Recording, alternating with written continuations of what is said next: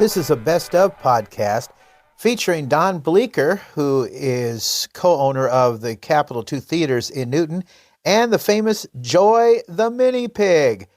You bet. It's interesting talking to Don and how they came to acquire Joy and all the tricks that she does and how she became so famous. And, of course, all the movies they show at the Capitol 2 Theaters in Newton, too. First, a word from our sponsors, and I'm recording this podcast on Valentine's Day, and Ryan at Ryan's Tire and Auto in Newton sends out love to all their loyal customers and friends on this Valentine's Day. Remember, the only thing that's hotter than a romantic fire is doing your business at Ryan's Tire.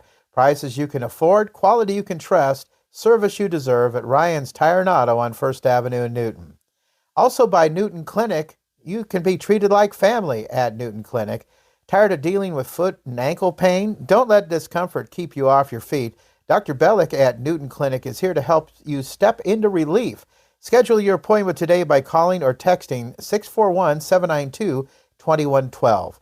And Newton Des Moines East KOA, Alta House, having a big murder mystery tomorrow night, the 15th of February. Dinner, Death, and Diamonds.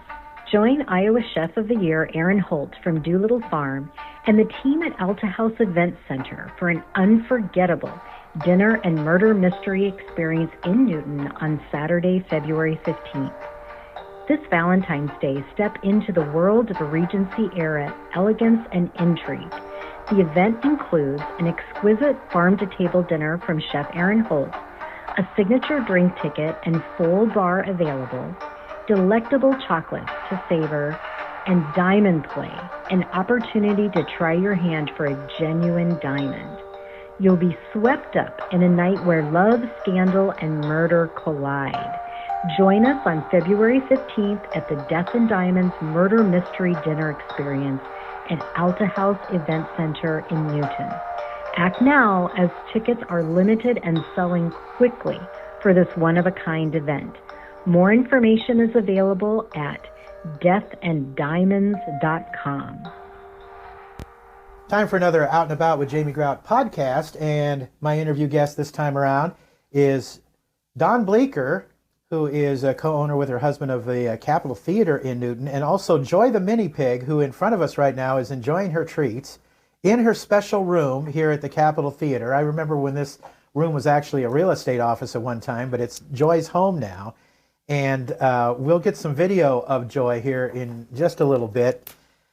She is absolutely wonderful, Don. And I remember when she was just a baby. Do you remember bringing Joy out to the Hy-Vee convenience store, and they had a pet show?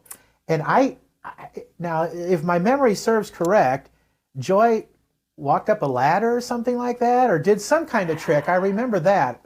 And I think Joy won the pet show. She did win. I can't remember exactly what. Actually, I think it might have been, was it costume? I don't know. She was a butterfly, but she got a little trophy.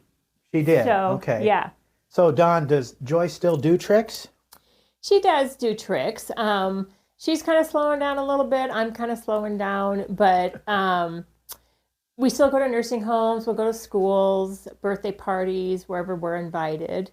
But she still enjoys doing them. Mm-hmm. But, she's almost 13 years old, and so we're just kind of slowing down a little bit. She's in her Santa costume right now. She just looks adorable. Yep. Now, we'll get back to more of Joy, and we'll talk about Storm, too, sure. Your other pig that you have, in just a moment. But first, I want to go back. What made you and your husband want to buy the Capitol Theater? I have a special love for this place. I don't know if I told you, I was a projectionist in high school here at the Capitol Theater and worked for Dorman Hundling. And back then, there was only one screen. Right. This was like 1976, 77, something like that. And I loved my job, all the pop and popcorn you could have. And I got to watch the movies for free. And the only problem was, Dorman was a great guy, a good boss, but he was, he ran a real tight ship financially. And by the time we get the film, it had been to several different theaters. And so it would break real easily. And I remember there was a movie with Alan Arkin called Freebie and the Bean. And it broke on me, and it collected in the projector. And we were up till 3 o'clock in the morning trying to splice that film back together. It was just kind of crazy. But I loved doing that, and I really enjoyed my time. But I also ended up getting a part-time job at the radio station in Knoxville, and that's how I got into the radio business. Okay. But what made you and Paul decide that you wanted to own a theater? So it kind of fell into our laps. We came to the theater as a family on a Thanksgiving, the Sunday after Thanksgiving, and the doors were locked. And we had one of the Daily News, like buy one, get one type of a certificate. And I was going through a bad mom, we didn't do anything on Thanksgiving. We're rushing back to do our holiday movie, and the doors are locked. So I came back on a Tuesday, and the manager was here, and I asked him, I asked him about Sunday, and he says, I didn't know we were closed. And so he honored, because those coupons expired. So he honored the coupons, and then he gave me like a gift card with quite a bit of money on it.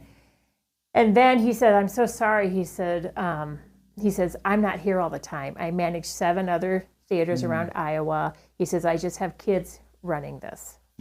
And I said, well, I kind of am looking for a job that to help put my daughter in all the volleyball, through volleyball clubs, because she really wanted to go to college to play volleyball. And so being on club teams are pretty expensive. And I didn't have a full-time job at that time, so I was just looking for something extra. And I said, I've never worked at a theater. He says, that's okay. If you want to do this, that'd be great. So I talked to my husband, and he's like, oh, I always thought it'd be cool to run a projector. So he was all in. Sure. And then my daughters, I just had 2 at home at the time, and my daughter's a sophomore, was like, oh, I don't know, Mom. And I said, well, you could probably work at the theater too. She's like, okay. So anyway, so it's a family decision.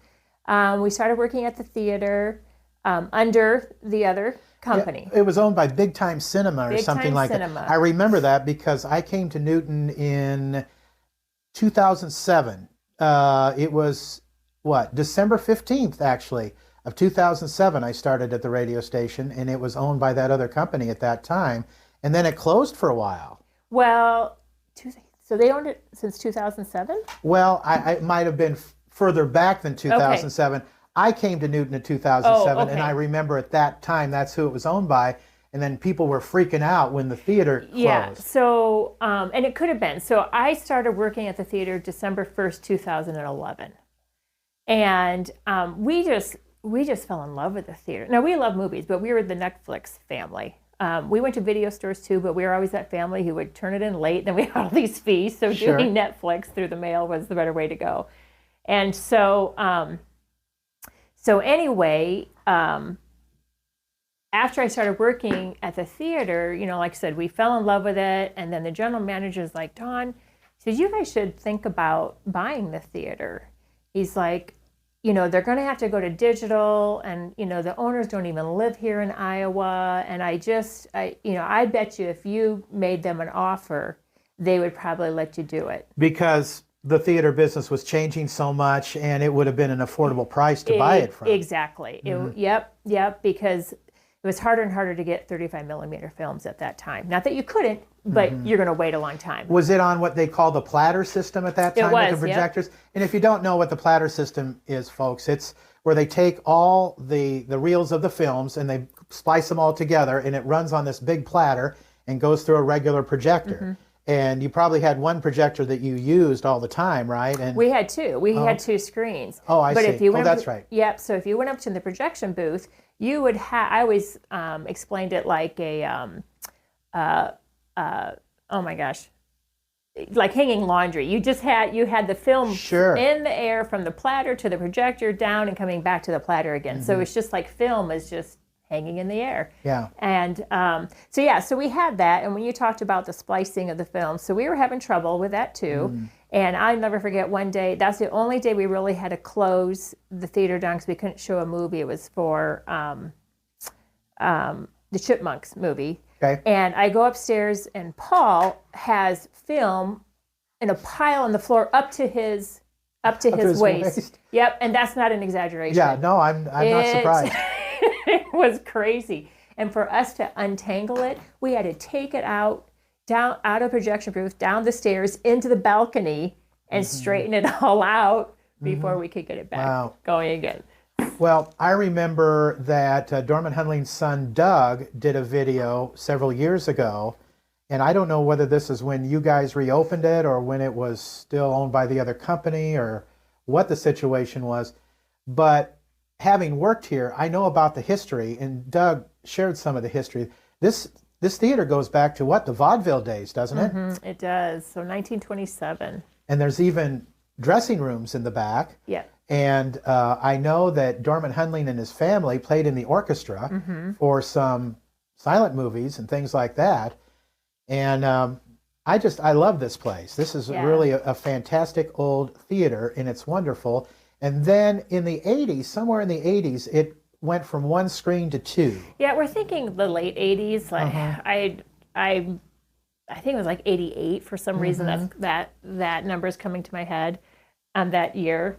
But and I know when we originally bought the theater and we're trying to figure out what we're going to do, some people said, "Oh, put it back to one screen." Well, we can't go back to one screen. We technically probably should have at least 3 to 5 screens to really do justice as far as bringing in movies and stuff. Sure. But to get back then how we got involved in the theater, we ended up not offering. We started taking classes of how to own a business or that sort of thing. And then in September of 2012, we got a phone call saying, the owner said, "Hey, we're going bankrupt. Oh. And we're going to come and get the stuff." Oh. And I was at a volleyball game with my daughter and Pella. And so anyway, we met the owners here, and the guy said, he's like, "Hey, if you have any interest to buying this, we would be open. We'd be interested in what you would offer." And then we wouldn't take the stuff with. So, so that's kind of how that happened. Right. And so they gave us some time to think about it, and we decided, well, let's do it. And so I started working at the theater December 1st, 2011, and October 26th, 2012. So not even a year later, I owned it, and I did not. You didn't know anything about it? I knew nothing. I knew nothing. So was it tough going at first? Was it different than what you had imagined it would be at first, and then it got better over time? I don't know if I really had any expectations. You know, I was so in charge of the concessions and stuff, and you know, I did a lot of all of that stuff, volunteering for, you know, for City League softball and volleyball and school stuff. So that was kind of natural for me. Probably the biggest thing was booking movies. And we didn't have the money to pay a booker. And so we're like, well, let's do it ourselves. And we still continued to book movies. We actually booked the movies for Knoxville also. Oh. That was kind of like, hey, can you do this for 1 year? And then they decided just to let us keep doing it. Oh, are they independently owned too in Knoxville? Yeah. Or okay. Yeah. They're a nonprofit. Oh. So I don't know if the city owns it. I'm not sure. I'm curious. But I used to work in Knoxville. Oh, did you? When I started out in high school, and the radio station. I know they have a board, and I work with the executive director. But we ended up falling in love with booking the movies. I shouldn't say we per se. Paul loves working with and we work with the studios directly, and so we really like that because we felt, you know, we're getting to know the studio reps, and I think that's helpful rather than going through somebody, just one person who's booking for all these other things. Because sometimes when we're getting movies or we don't think we're going to get movies, we can call the rep and say, "Hey, our town really wants this. What can you do for us?" Because even though everything's on digital now, and actually we get our movies through satellite, they still don't go wide with all the movies. Oh, okay.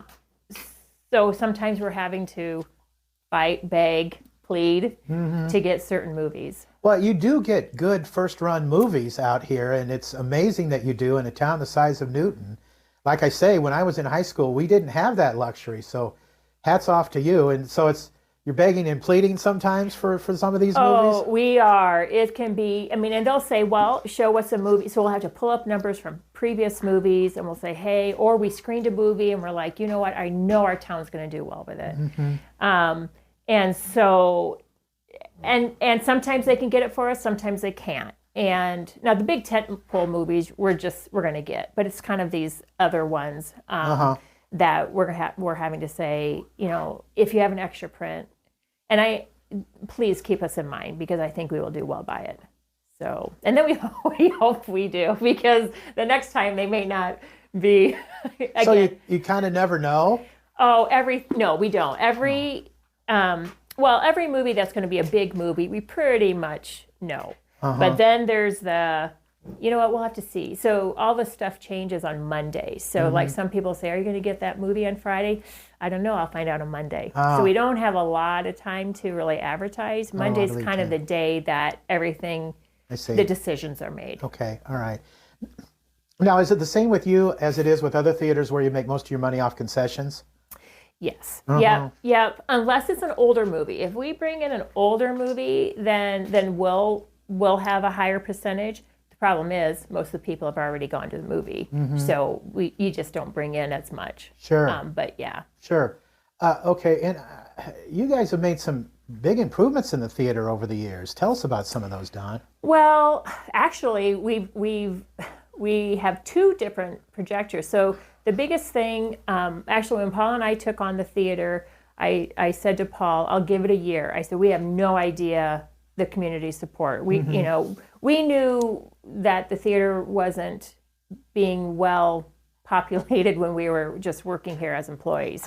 And so we're like, you know what, we'll see. We'll see if there's a comeback.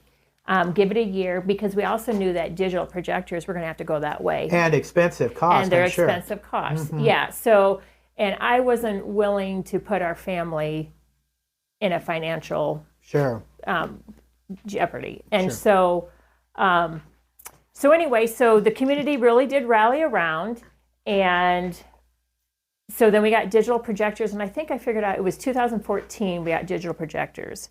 Well, then this last, they were starting to nickel and diming us, and after COVID hit, and so I was actually just looking at it in 2000. We got laser projectors in 2023, in March of 2023. And so that gives really nice, crisp, clean, better contrast movie with the colors. And so since then, also, you know, in 2018 when we had new landlords, because Paul and I, a lot of people think we own the building. We don't. We lease it. Then they came in and did a huge renovation, and so, you know, now we have the recliners. We also have rockers, just because of the size of our theater. We didn't want to give up too many seats. Plus, some people don't want the recliners. We kept the balcony. We have new seats up in the balcony, and I love our lobby because it's just, I mean, we had Wood Styles. They helped design it and put it in, and that's a local business. You bet. So I'm really proud of that. What genre of movies do the best for you here? Family. I know sometimes people will get frustrated with us and say, hey, how come you don't bring in that horror movie? Well, because it doesn't do as well. And so it's the family movies. And so, and it's not that like, you're talking like Disney type movies? Disney type movies, or the animated ones. Now, we have kind of a strong faith-based following too, but, you know, the PGs, rated R ones don't do as well. Now, there's like, you know, in this industry, like certain movies, it's like cyclical. So we're going to go into this rated R area, because some people, you know, I'll say, well, gosh, it's rated R. That's not going to be our first choice. If it's a war movie, and it kind of depends on what the rated R is for. Sure. But horror movies don't do as well. Well, it did. The movie It did really well. Oh, okay. So we're kind of picky and choosy with what rated R movies we bring in. Sure. I remember, I don't know if you recall, a few years ago, I think it was 50 Shades of Grey that came out.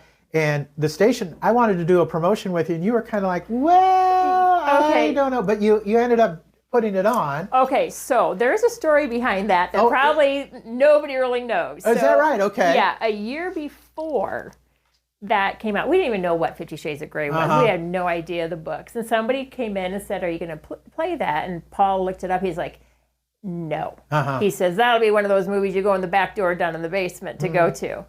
So that was a year prior. Well, then when it was starting to come out, people kept calling us and calling us and calling us and asking for us to bring in this movie. And so we're like, gosh, we can't look away from that because we do need to keep our doors open. And so we did give into that, and it did do well.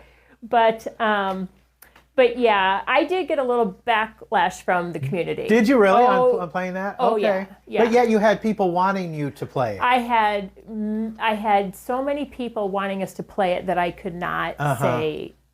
So I guess I could say no. But so with some movies, it's a tough call. It's a real tough call. Yeah, it is. Yeah. I'm sure. Yeah, it's a real tough call. But yeah, I do get some movies I do get phone calls of people upset that I bring them in, but I have to keep the doors open. And it's kind of like being on the radio in that every time you turn the microphone on, you could accidentally offend somebody and not mean to. Right. It's like the old cliche, you can't keep everybody happy no matter how hard you try. Yeah. And so when you're in an entertainment business, some people sometimes are going to absolutely love it, and some people are going to hate it. So. Yeah.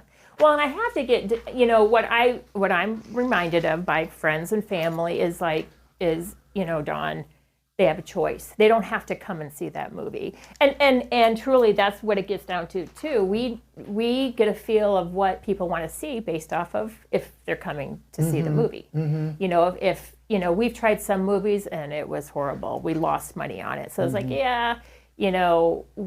I know some people want it to come in, but we just don't do well with it. Sure, so, you bet. Yeah. Well, let's talk about Joy a little bit. All right. I talk about at the beginning of the podcast, I remember when she was just a baby. I don't know how old she was when you brought her out to the Hy-Vee Fast and Fresh. It's called Fast and Fresh now, but it was the Hy-Vee convenience store at that time. And Joel Jones was the manager, and he had a pet show, and everybody fell in love with Joy right away. Yeah, I think so. She was born in February, and that was October. So she wasn't all that old. Wasn't all that old. She was just a little thing. And she's pretty smart. And I know, you're talking about her getting older, but still she does tricks. What tricks does she do, Don? Well, she does all the tricks she's ever done. I haven't taught her too many new ones just because a lot of the tricks we taught her before was before I bought the theater. Now that I have the theater, we're just so busy. But some of our, she does the normal, things you see a dog do, sit, shake, spin, lay down. She does a good job at, if you put food on the ground, she'll leave it. If, she goes through a hula hoop, tunnels, takes out puzzle pieces, takes rings off of the baby, the baby rings. Well, and you demonstrated that for me once after a movie many years ago, a long time ago. She did some tricks. Yeah. And so, it's true. I know. I remember Johnny Carson and Ed McMahon used to argue about which were smarter, horses or pigs. And I can't remember who took which side. But I don't know horses that well, so I can't say. But I know pigs are very smart, and Joy is very smart. In the pig world, they say the pig, pigs are smarter. Pigs are smarter than dogs, So pigs are right up there with dolphins and chimpanzees and. And now you have another pig, Storm. Tell us about Storm. I have Storm. And Storm. So during COVID, I was helping foster. I was helping a pig sanctuary, and so I got Storm in as a foster, and I had changed city code again so I could have Storm, and then a friend of mine named her Storm because she loves the X-Men character Storm, and my pig Storm has blue eyes, black hair, black with some white, so named her Storm. I wanted her to have a name like Faith or Hope because I thought that would do well with Joy. But unfortunately, I don't know if it was like, unfortunately, Joy or Storm lives up to her name. And she's, she's a lot. She's a handful. She is a sweetheart. She's loud. She will, when we first got her, she would tell on Paul, like Paul would be in the kitchen, and she wouldn't like what he said, and she would come down and just telling on him. Read Paul the riot act. And we would have to shut the door in order for us to talk because she didn't want Paul talking to me. But and actually, as far as smartness, Storm doesn't know all the tricks that Joy does. She doesn't have, I don't know if it's Storm or if it's me, doesn't have the patience. I see. So Storm has learned all the basics and stuff, and she wants to do stuff, but she just looks at me all cute. So, and I don't want to say gave up on teaching her, but I just, Does she ever come to the theater, or does she stay at the Bleeker household? She comes to the theater because I really wanted to socialize her because I wanted her to go to nursing homes and stuff. And Joy, I look at Joy as kind of more of a performance pig. She likes to go places, perform, and she likes people clapping for her, making her feel good, but not really hands-on touchy-touchy. And Storm just likes to look cute and will go to people. Oh, okay. And so they've got different personalities. Just like people have different personalities. Yep. And so that's what I was kind of looking for. Now Storm's she gets a treat if she lets people pet her. Well, now she's kind of doing this thing where people come towards her and she'll go for the treat and walk away from the people. So it's like, okay, we gotta mix that up. But yeah, and Storm is 8 years younger than Joy. And it took a little bit for Joy to accept her, but But I do I'll kind of take turns with Joy and Storm. And Storm is an eager beaver. She wants to come. So she, in fact, even today, she ran out the door and tried to get into the car. And I'm like, no, you're not coming. It's just Joy. Okay. I brought them both a few times when she was younger, but Joy really doesn't like to share this room. This is Joy's room. So she hogs the room. She does. Yep. So one thing I guess I wanted to mention, and we'll show it on the video, is you're selling a new product. A few years ago, I purchased some Joy the Mini Pig mini dolls that you had, gave one to my sister and a couple other people. But now you have a Christmas ornament that you're selling too, just in time for Christmas tree time to hang on there with a picture of Joy on it. Yeah, so it's, and that was a big decision. So pigs live till 15 to 20 years. Well, Joy's going to be 13. So after we sold out all the mini Joy plushes, I was like, gosh, do I do something again? Because you have to get a pretty good minimum. But I thought it would be fun to get an ornament. And, we'll probably take pre-sales for the ornament. It's not quite done yet. They said I took too long. I was too picky with what the ornament looked like. And I said, well, she's more than a mascot. She's my pig. I'm excited about it. I'm happy with it. And Joy's birthday is in February, so I thought we kind of do more of a push then. But it's going to be a limited edition, so I think it'll be fun. I was putting on a Christmas tree over here, and it looks really pretty, and I'm excited. And well, good.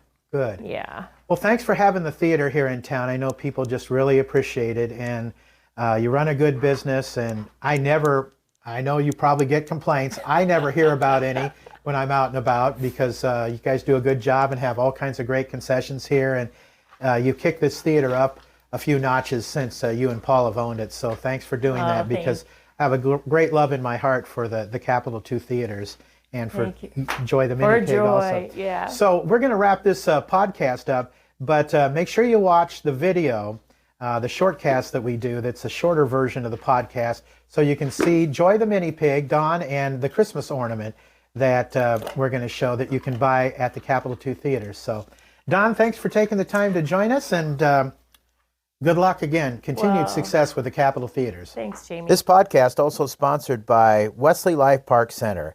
Make your loved one's day by enrolling them in Willowbrook, a Wesley Life adult day center.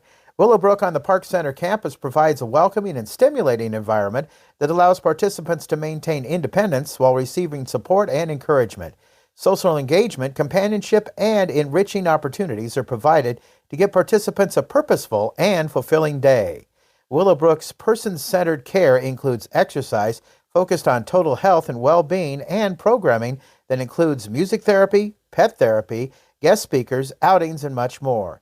If you'd like to learn more about Willowbrook, call 641-791-4500 to arrange a tour. Also sponsored by the fine folks at Halo Branded Solutions, Lynette Baker, your account representative. Also by Westside Java Coffee Bar, Free Classified Weekly, and Advantage Credit Union. My bank is always charging me fees. My loan rates are through the roof. Sound like someone you know? You should tell them it's time to break up with their bank and find a much better match. Advantage Credit Union offers great rates, no minimum checking balance, and no monthly service fees. Plus, refer a friend to ACU this February for a chance to win a 55-inch Samsung TV. I found my happily ever after with Advantage Credit Union. No purchase payment or donation required to win. Terms and conditions apply. See website for details. Federally insured by NCUA. Until next time, out is out. See ya.